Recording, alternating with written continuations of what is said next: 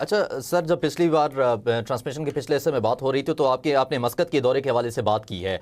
अब्बास इराक्ची इस्लामाबाद से इसके बाद मस्कत का दौरा करेंगे और आपने ये भी कहा कि वो अपनाए हुर्मस के हवाले से मुश्तरका लाहे अमल के तनाजुर में ये दौरा कर रहे हैं। सर, क्या समझते हैं आप कि अगर उनके मस्कत जाने से वहाँ ओमान के साथ उनका कोई मुश्तरका लाहे अमल के ऊपर कोई मुआहदा हो जाता है तो इसका तो ये मतलब है कि ओमान डायरेक्ट US के खिलाफ इस जंग में कूद पड़ेगा। क्या ओमान इस चीज़ का मुतहम्मिल है कि वो अमेरिका के खिलाफ डायरेक्ट इस जंग में कूद पड़े?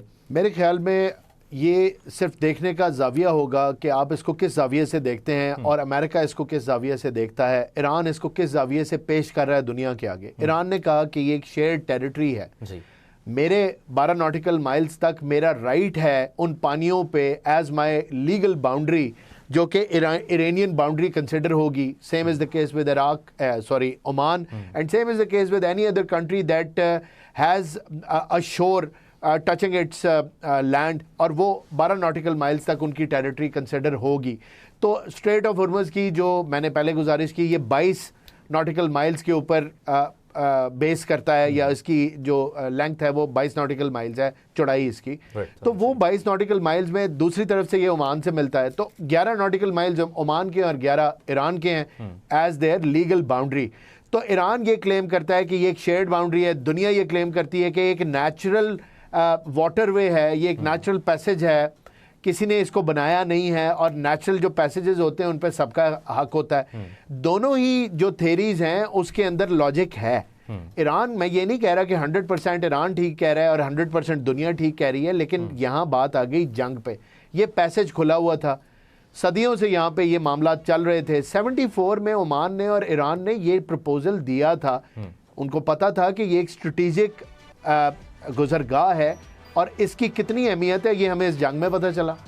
एट द सेम टाइम अब वो वक्त आ गया है कि ये लोग, ये स्पेशली ईरानी, इस चीज़ को इम्प्लीमेंट करें, अपनी इस जो राइट है उसको एक्सरसाइज करें, and for that they need to take Oman on board. जब तक ओमान को ऑन बोर्ड नहीं करेंगे, ये मामला, ये लॉजिक जो ईरान पेश कर रहा है वो पूरी नहीं होगी। सो अब दूसरा पार्ट आपके सवाल का कि क्या ओमान डायरेक्ट क्लैश में आएगा, मेरा नहीं ख्याल।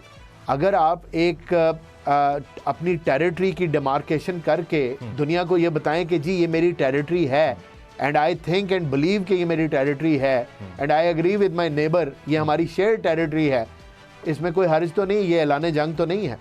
हाँ, इसको अमेरिका कैसे लेगा ये देखेंगे जब ओमान, और अगर ओमान इस चीज़ के ऊपर आता है, only if they say कि yes we agree with Iran and we are with Iran and yes it's a shared territory and we will not let any vessel pass through it without giving us tax, only then a response will come from the world and especially from the US, and we will have to wait and see how do they take up I'm talking about the Iranians, how do they take up this matter with Oman and what comes out of it। ये तो दौरे के बाद ही पता चलेगा।